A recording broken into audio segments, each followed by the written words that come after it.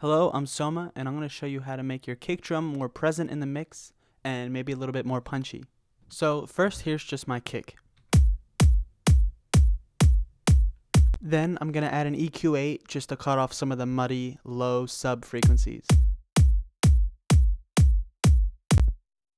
And then I'm going to add Ableton Live 9's new glue compressor. I have the attack set to 10, the release set to 0.1, and the ratio set to 4.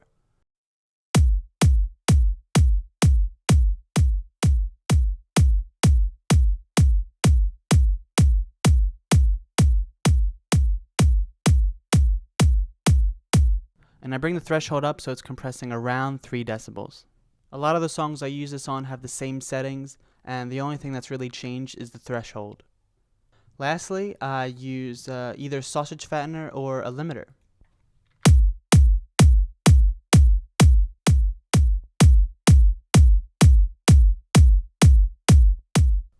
They both sound really similar. I think sausage fattener maybe sounds a little bit more distorted, more grungy if that's what you're going for, but you can try out either one. I only have sausage fattener set to 7%, and I didn't even change the color.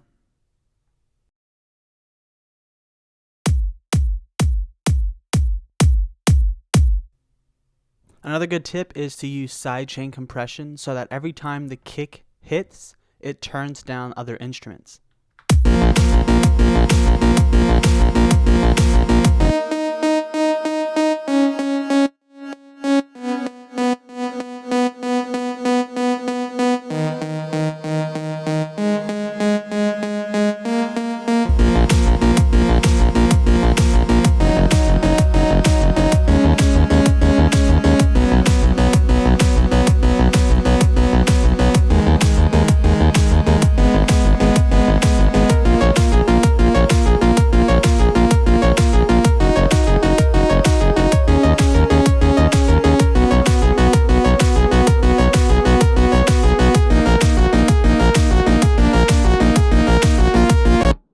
You'll notice on almost every track except some percussion, I use sidechain compression.